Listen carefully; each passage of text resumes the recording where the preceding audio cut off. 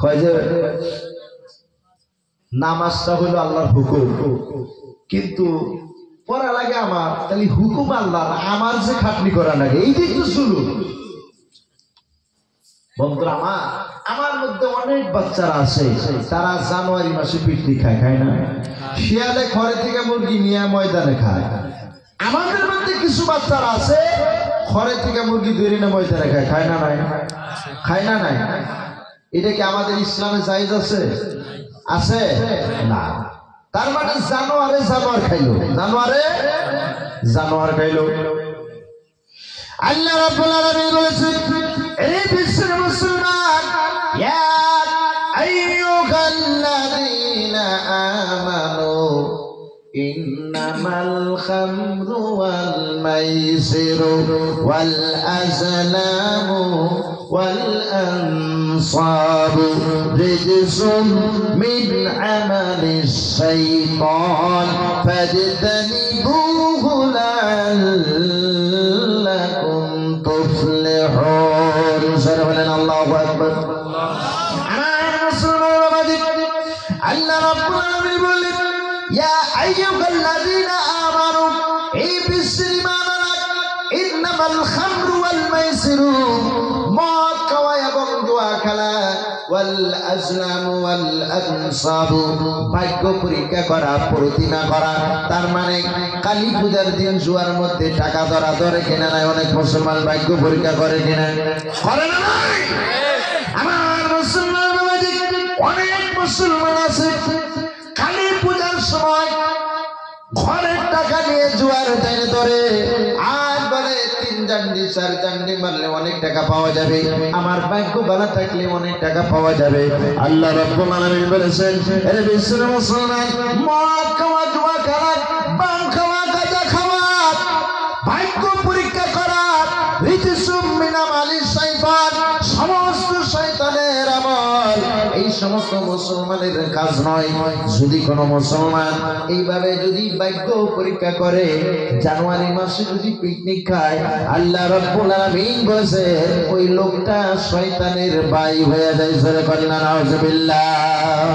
আল্লাহ রাব্বুল আলামিন বলেছেন, রিজসুম মিন আমালিশ শাইতান, সমস্ত শয়তানের কাজ, ফাজতানিবুহু, তোমরা এই সমস্ত থেকে বেঁচে থাকো, লাআল্লাকুম তুফলিহুন, যাতে করে তোমরা কামিয়াব হতে পারো। জোরে বলুন সুবহানাল্লাহ। আমার মুসলমান বাবাজি, আল্লাহ রাব্বুল আলামিন বলেছেন, এর বিশ্বের মুসলমান, আজ আমাদের মতো প্রত্যেকটা মুসলমানের ঘরে, প্রত্যেক ঘরে ঘরে আলিমের দরকার আছে না নাই বাবা? হাফিজের দরকার আছে না নাই? বন্ধুরা আমার, এই জায়গার ভিতরে আপনাদের বিশাল একটি মাদ্রাসা আছে কিনা? আছে না নাই?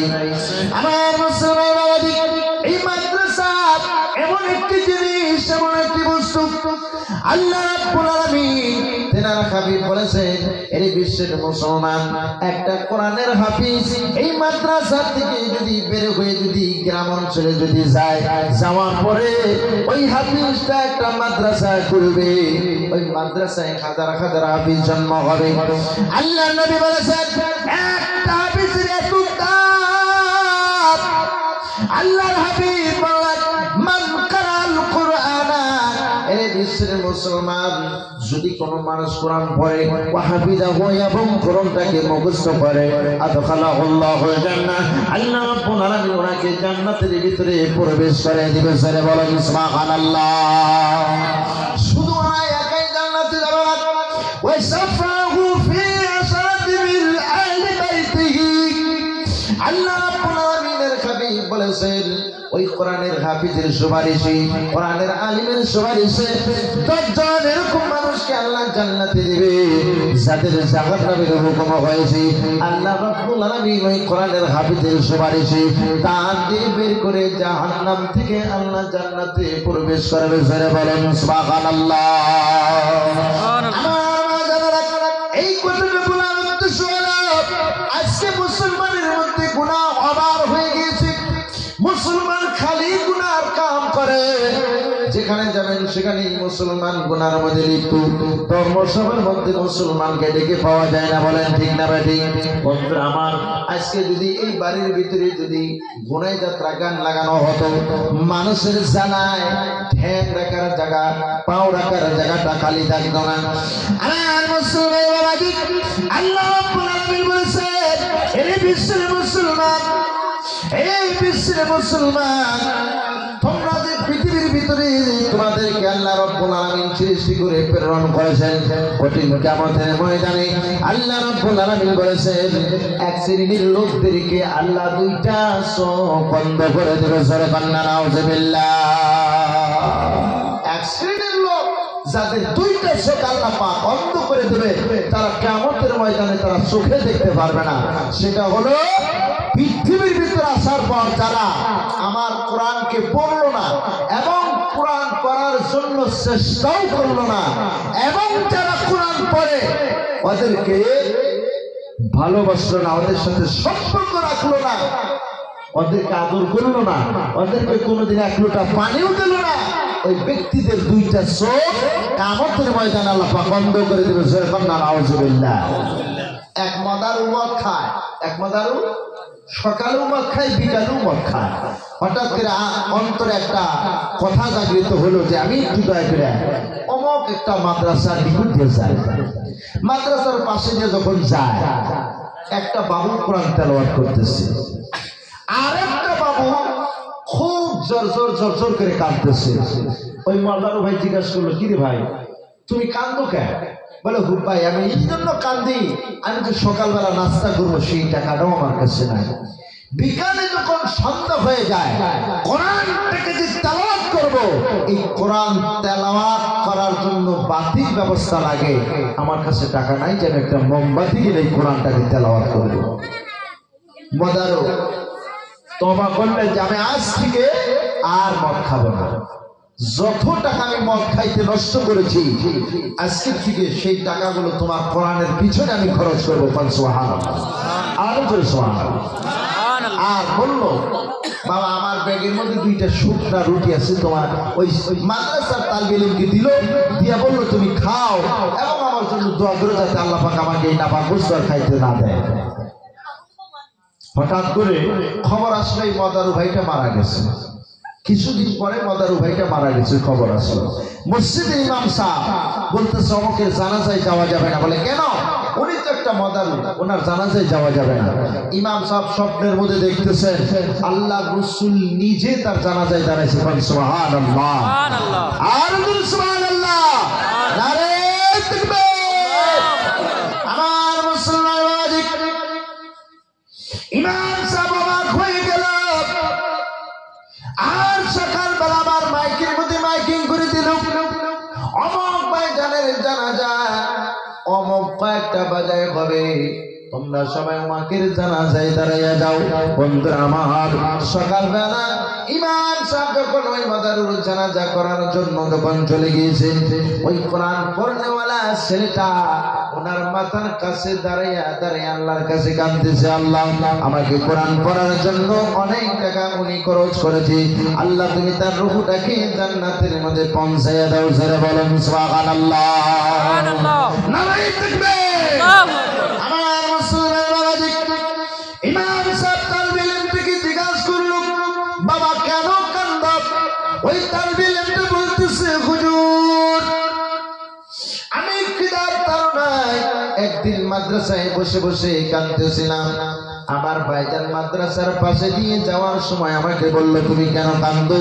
আমি ক্ষুধার তাড়নায় কাঁদতেছিলাম। আমার ভাইজান দুইটা শুকনা রুটি আমাকে বের করে দিয়েছিল।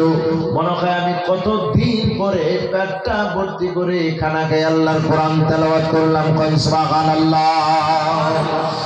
আর আমার কোরআন পড়ার জন্য যত টাকা খরচ, সমস্ত খরচ বহন করেছে।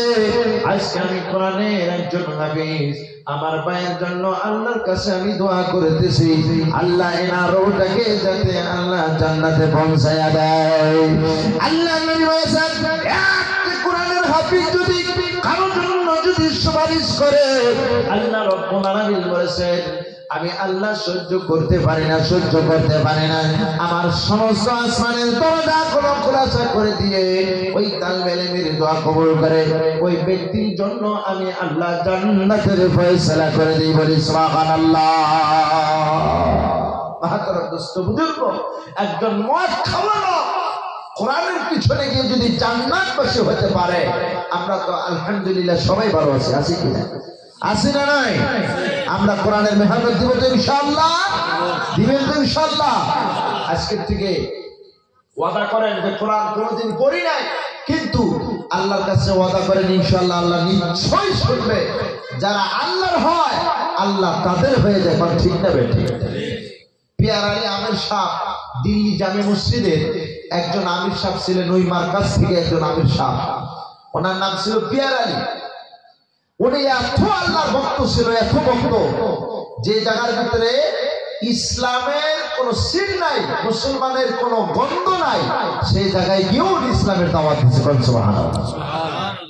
একদিন মসজিদের মধ্যে আলোচনা করলো, দিল্লিতে একটি জায়গা আছে যে জায়গার ভিতরে মানুষের মসজিদে নামাজ পড়ে না। মসজিদ আছে কিন্তু নামাজ পড়ে না। 10 জন সাথী ভাইকে নিয়ে ওই জায়গায় চলে গেলেন। যাওয়ার পর ওই জায়গার ভিতরে যাই দেখেন মসজিদ করে ভিতর দিয়ে একদম ঘাস জঙ্গল জাবরা দিয়ে একদম লোক। উনি সাফা শুরু করলেন। কিছুক্ষণ পরে 2 জন মাতাব্বর মানুষ এসে বলতেছে, তোমরা এখানে কেন? বলে, হুজুর আমাদেরকে একটা রাত এই মসজিদে থাকার জন্য একটু পারমিশন দেন। ওই মসজিদে ওই 2 জন মুতাওয়াল্লি ওদেরকে ঘাড় ধরে বের করে দিয়েছিল। তখন পিয়ার আলী আমির সাহেব বললো যে ভাই এখানে আমাদের আর জোর পূর্বক তো থাকাটা সম্ভব না। ভাত আধা ফুটা হয়েছে, চাল ভাত চড়াই দিয়েছে আধা ফুটা হয়েছে, সবজি আধা হয়েছে। আমির সাহেব বললো যে চলো যতটুকু হয়েছে যথেষ্ট, আমরা এখান থেকে চলে যাই। কিছুক্ষণ পর আসার পর রাস্তায় পানির পিপাসায় এমন গলা শুকাইছে বাকি সাথী ভাইদের। আমির সাহেবকে বলতেছে, হুজুর আমরা সহ্য করতে পারতেছি না, আমাদের পানির খুব কষ্ট হয়েছে, পানির পিপাসায় জীবন যাইতেছে। হুজুর বলতেছে, কিছু তো আগে গেলে ইনশাআল্লাহ পানির ব্যবস্থা হবে। সুবহানাল্লাহ। বন্ধুরা আমার, রাস্তার মধ্যে যাওয়ার সময় গভীর একটি পাহাড়, পাহাড়ের মধ্যে 2টি মেয়ে ডেইলি ছাগল বকরি তারা সেখানে চড়ায়। ডেইলি বকরিকে বালতি দিয়ে পানি খাওয়ায়। সেই দিন ছাগলে আর পানি খায় না, পানি খায় না। মেয়েরা বুঝতে পারতেছে না ছাগলে কেন পানি খায় না। বন্ধুরা আমার, কিছুক্ষণ পরে পিয়ার আলী আমির সাহেব ওই মেয়েদের নিকটে যখন আসে, বালতির মধ্যে পানি দেখে আমির সাহেব বলতেছে, মেয়ে গো একটু দয়া করে যদি একটু করে পানি যদি আমাদেরকে দিতেন, তাহলে নিশ্চয় আমরা খায়া তোমাদের জন্য দোয়া করতাম। সমস্ত বকরিগুলো আকাশের দিকে মাথাটা উঠাইয়া দাঁড়িয়ে রয়েছে, কিন্তু পানি পান করে না। বন্ধুরা আমার, যখন পিয়ার আলী আমির সাহেব এই কথা বললো, বলার পরে যখন সবাই পানি পান করলো, সাথী ভাইরা পানি পান করলো, কিছু একটা পানি বালতির মধ্যে ছিল। সমস্ত ছাগলে তারপরে গিয়ে বালতির মধ্যে পানি পান করা শুরু করে দিল। সুবহানাল্লাহ। আমার মুসলমান বাবাজি, যারা আল্লাহ ভক্ত, যারা আল্লাহকে চিনে, ওদেরকে জানোয়ারে চিনে, ওদেরকে গাছে চিনে, মাছে চিনে, সারা বিশ্বের পোকা মাকড় মখলুকাত যা কিছু আছে সবাই তাদেরকে চেনে কিনা?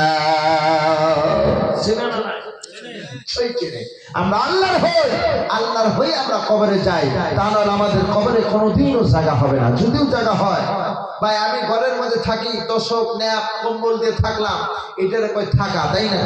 কিন্তু ঘরে আছি, বৃষ্টি আসলে পানি পড়ে, ওটা কি ঘর বলবো? ওটা কি ঘর বলা হবো কি না? কবরের মধ্যে যদি থাকি, থাকার মতন আমাদের থাকতে হবে, তাহলে আমরা কবরে থাকলাম। বন্ধুরা আমার, হযরত ওমরের জামানায় আরেকটা মদারু সকাল বিকাল মদ খায়, ব্যাগের মধ্যে মদের বোতল এনি টাইম থাকে, এনি টাইম। হযরত ওমরের সাথে রাস্তায় দেখা হয়েছে। ওমরের সাথে দেখা হওয়ার সাথে সাথে মনে মনে ভাবতেছে, আল্লাহ এই ওমরের হাতে থেকে আমাকে বাঁচাও, নইলে তো আমার জীবন শেষ করে ফেলাবো। আমি তো মদার।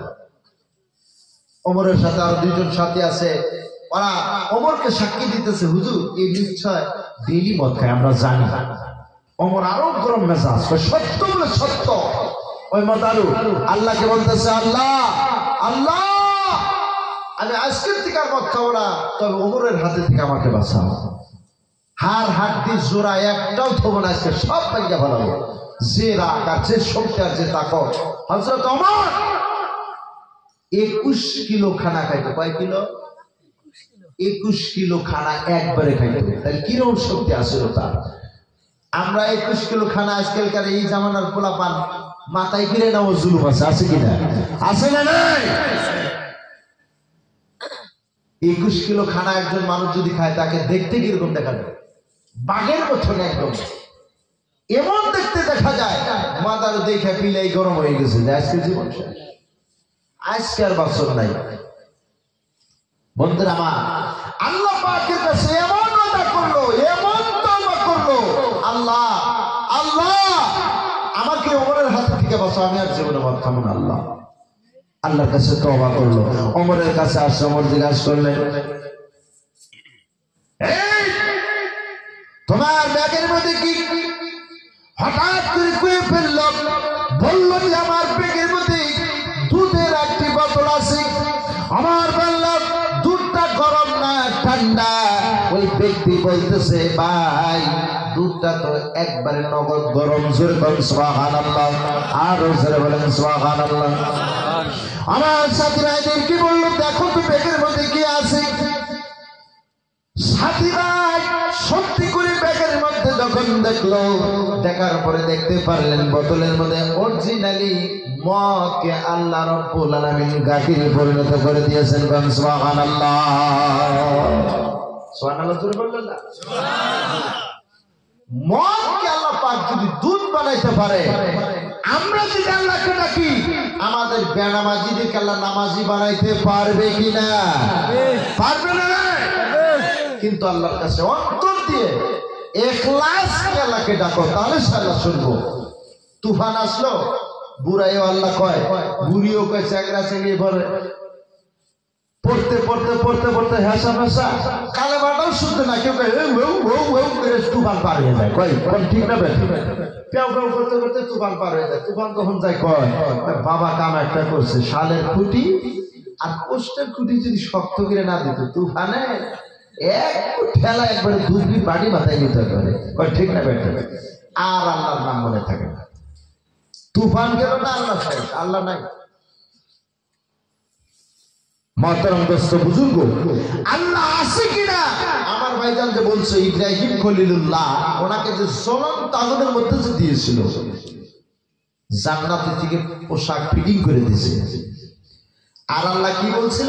যে কিয়ামতের ময়দানে তোমাকে আমি ধরবো, আমার হুকুম তোমার দ্বারা যাতে ইব্রাহিমের একটা পশম পর্যন্ত যাতে না পড়া যায়, এসির মতন ঠান্ডা হয়ে যাও। বলেন সুবহানাল্লাহ। আর যদি আমরা সেই ইব্রাহিম খলিলুল্লাহ নেতৃত্বে যদি আমরা ঈমান আনি, নবীর প্রতি যদি আমরা নবীর তরিকা মোতাবেক যদি আমরা চলি, আল্লাহর হুকুম যদি মানি, আজকেও যদি আমাদেরকে জ্বলন্ত আগুনে দেওয়া হয়, আজকের ডেটেও আমরা পুরাই যাব না। বলেন সুবহানাল্লাহ। এই জন্য বললাম, এই জবানটা আমাদের খুব দামি জিনিস। দামি জিনিস কিনা? এই জবান দিয়ে কোরআন পড়ি, এই জবান দিয়ে হালাল খানা খাই। আবার এই জবান দিয়ে যদি মদ খাই, তাহলে জবানের কোনো দাম থাকবে? মিছা কথা বললে দাম থাকবে? দাম থাকবে না। আল্লাহ রাব্বুল আলামিন বলেন, হে বিশ্বর মুসলমান,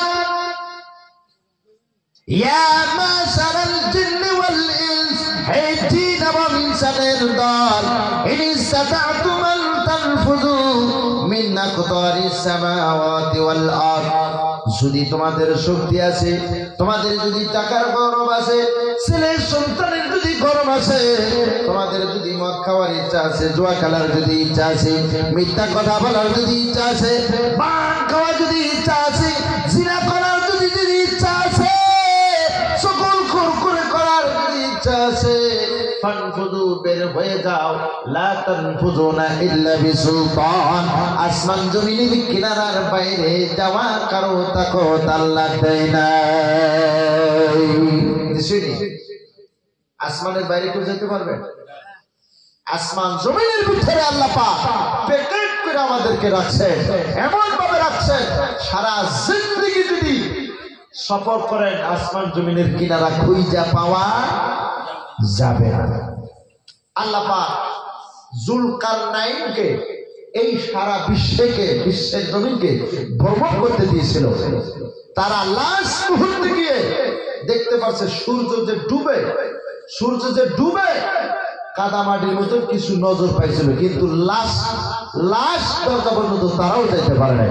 যাদেরকে আল্লাহ পাক পাঠাইছিল প্রেরণ করে তারাই যেতে পারে না। আর আমাদের ক্ষমতা আছে আল্লাহ রাব্বুল আলামিন বলেন, হে বিশ্বের মুসলমান, وَإِن تُبْدُوا مَا فِي أَنفُسِكُمْ, এই বিশ্বের মুসলমান, যা কিছু তুমি অন্তর থেকে প্রকাশ হিসাবে তুমি যা কিছু বলো, অতঃফুহু, এবং গোপনীয় হিসাবে যা কিছু তুমি বলো, ইউহাসিবুকুম বিহিল্লাহ, সব কিছু আমার আপনার আল্লাহ জানে। জোরে বলুন সুবহানাল্লাহ। আমার মুসলমান বাবাজি, বন্ধুরা আমার, আল্লাহ রাব্বুল আলামিন বললেন, বান্দারে রাত্রের অন্ধকারে দিনের বলকে মাটির 100 ফুট নিচে গিয়ে যদি তোমরা গুনাহ করো, যদি চুরি করো, আমার আপনার আল্লাহ রাব্বুল আলামিন বলেছেন আমি আরশে আজিম থেকে সব কিছু আমি দেখতে পারি এবং আমি আল্লাহ জানি। সব কিছু আল্লাহ জানে। আল্লাহ কোনটার বিষয় নিয়ে আল্লাহ এরকম একটা বস্তু নাই যে আল্লাহ বলছেন সব আল্লাহ জানে। আল্লাহ রাব্বুল আলামিন বললেন, হে বিশ্বের মুসলমান, তোমরা তো আমার বান্দা, আমি হলাম মালিক, পৃথিবীর ভিতরে মালিক, যারা বড় বড় মালিক, যারা বড় বড় টাকাওয়ালার মালিক, যারা ইঞ্জিনিয়ার, ডক্টর, যারা বেশি টাকাওয়ালার মালিক, তারা রাত্রে বেলায় কি সুন্দরভাবে বিছানার মধ্যে ঘুম আসে কিনা? আসে না নাই? আল্লাহ রাব্বুল আলামিন বলেন, এই বিশ্বের মুসলমান, লা তাখুযুহু সিনাতু ওয়ালা নাওম, এই বিশ্বের মুসলমান, আল্লাহ রাব্বুল আলামিনের না ঘুম আছে না খায় আছে। তার মানে হলো যখন আমাদের ঘুমের তাড়না হয়, ঘুমের আগে আমাদের একটা প্রভাব হয়, আমরা করে হা করি না নাই বন্ধু। তার মানে বোঝা গেল এটাই হলো ঘুমের আলামত। আল্লাহ রাব্বুল আলামিন বললেন, আমি আল্লাহ এমন একটি জাত, না আমার ঘুম আছে, না আমি খাই, না আমি শুয়ে থাকি। যখন বান্দা আমাকে যখন ডাকে, বান্দা যতই গুনাহ করুক না কেন, আল্লাহর রহমতের দিকে ঘুম আছে। আল্লাহ রাব্বুল আলামিন বলল, বান্দা ডাক দেওয়া মাত্রই আমি আল্লাহ আরশ আজিম থেকে আমি জাগরিত হয়ে যাই। সুবহানাল্লাহ। আল্লাহ শান্ত ছাড়া দেয়, আল্লাহ আপনার ডাক সাড়া দিয়ে আপনার জীবনের গুনাহ খাতা আল্লাহ মাফ করিয়া আল্লাহ পাক জান্নাতের ফয়সালা করে। সুবহানাল্লাহ। আমার মুসলমান বাবাজি, আল্লাহ রাব্বুল আলামিন বলেন, এই বিশ্বের মুসলমান, ওয়া কুনতুম আসওয়াদান সালাসা, এই বিশ্বের মুসলমান, কঠিন কিয়ামতের ময়দানে মানুষের 3টা দল হবে। কয়টা দল হবে বন্ধু? কয়টা দল হবে? কয়টা দল হবে বন্ধু? আমার 3টা দল হবে। একটা দল থাকবে আরশের ডান পাশে, আর একটা দল থাকবে আরশের মাঝখানে, আর একটা দল থাকবে বাম পাশে। আল্লাহ রাব্বুল আলামিন বললেন, যারা আরশের ডান পাশে আছে তারা আদম আলাইহিস সালাতু ওয়াস সালামের ডান পিছলি থেকে তারা জন্ম হয়েছে। সুবহানাল্লাহ। আর মুসলমান বাবাজি, আল্লাহ রাব্বুল আলামিন কি ফেরেশতা জিজ্ঞেস করবে, আয় আল্লাহ, ডান পাশে যে দলটা, এটা তো হলো আখিরি নবীর উম্মতের দল, মাঝখানটারে যারা আছে তারা হলো ওলি পয়গম্বর, তাহলে ডান পাশের দলটা আখিরি নবীর উম্মত কেমনে আগে জান্নাতে যাবে? এটা তো আমি বুঝতে পারলাম না। আল্লাহ রাব্বুল আলামিন বললেন, এই ফেরেশতা পৃথিবীর ভিতর থেকে কিয়ামতের ময়দানে আমার নবী আখিরি নবীর উম্মত যতক্ষণ পর্যন্ত আমি আল্লাহ আমার জান্নাতে না চলবে, ততক্ষণ পর্যন্ত পৃথিবীর কোনো ওলি পয়গম্বর সুহাদা সলিহিন কেউ আল্লাহর জান্নাতে যাইতে পারবে না। সুবহানাল্লাহ। আমরা এত বড় নবীর উম্মত, এত বড় নবীর উম্মত, আমরা জান্নাতে যাওয়ার আগে কোন জাত আল্লাহর জান্নাতে যাবে না। সুবহানাল্লাহ। আর আরশে মাঝখানে যারা এটা ওলির দল থাকবে, পয়গম্বরের দল থাকবে, এই চারপাশের দলের পরে পরেই এরা জান্নাতে যাবে। বাম পাশে একটা দল থাকবে, এরা হবে জাহান্নামী। যারা শিরক, যারা বেঈমান, যারা কাফির হবে, যারা মুশরিক, যারা নামাজ পড়বে না, যারা নেশাগ্রস্ত থাকবে, এদের দলটা থাকবে আরশের বাম পাশে। এদের চেহারার মধ্যে কালা আকৃতি থাকবে বাজার, এদেরকে দেখেই পরিচয় পাওয়া যাবে এরা গুনাহগার। এই গুনাহের মধ্যে যাতে আল্লাহ পাক আমাদেরকে যাতে না রাখে, যেরকম সুবহানাল্লাহ। আল্লাহ নবী বললেন, লাস্ট একটি হাদিস বলি বাবা, 12টি পেজে গেছে বন্ধুরা আমার। আল্লাহর নবী বললেন, ইদা মাতাল ইনসানু, বন্ধুরা আমার, যখন মানুষ মৃত্যুবরণ হয়ে যাবে, বাবা আজকে আপনি আমাদের সামনে আপনার আওয়াজ শুনতেছেন, এমন একদিন সময় আসবে, এই ভাইজান আপনারাও শুনতে পারবেন, মাওলানা গাজীউর রহমান সাহেব মারা মৃত্যু গিয়েছে, আর জীবনে ফিরে আসবে না। বন্ধুরা আমার, আপনারা 2 টাকা তুলে তখন আমার জন্য নিশ্চয়ই দোয়া করবেন। আমিও যদি জানি আপনারা কেউ মারা গেছে, যদি খবর পাই দোয়া করবো কিনা, ভাই দোয়া করবে না নাই? আমার মুসলমান বাবাজি, আল্লাহর হাবিব বললেন, ইদা মাতাল ইনসানু, যখন মানুষ মৃত্যুবরণ করে, বন্ধুরা আমার, গ্রামের সমস্ত লোক চলে আসবে, কেউ পানি গরম করবে, কেউ বরের পাতা জোগাড় করবে, কেউ কলা গাছ কাটবে। বন্ধুরা আমার, মসজিদের সামনে একটি খাট থাকে, যে খাটের মধ্যে মানুষের জীবনে একবার ওঠার পারমিশন আছে, 2 বার কেউ উঠতে পারি না। বলেন ঠিক না বেটি? আল্লাহ রাব্বুল বললেন, এরে বিশ্বের মুসলমান, যেদিন তুমি মৃত্যুবরণ করবে, মৃত্যুর পরে তোমার সমস্ত আমলের দরজা বন্ধ হয়ে যাবে, ইল্লা মিন সালাসা, 3টা আমলের দরজা খোলা থাকবে, ইল্লা মিন সাদকাতিন জারিয়া, 1 নম্বর হলো সাদকায়ে জারিয়া। আল্লাহ নবী বললেন, সাদকায়ে জারিয়া কি বলা হয়? হে বিশ্বের মুসলমান, নিজের জীবনটা ঠিক থাকার অবস্থায় শরীরের রক্তগুলো, মাংসগুলো যখন গরম থাকে, ওই সময় তুমি নিজে রোজগার করো, নিজে খাও, নিজে তৈরি করে খাও, ওই টাকা থেকে তুমি খাও, এবং এমন একটা টাকা মসজিদ বা মাদ্রাসার মধ্যে তুমি দান করে দাও, কেমন বড়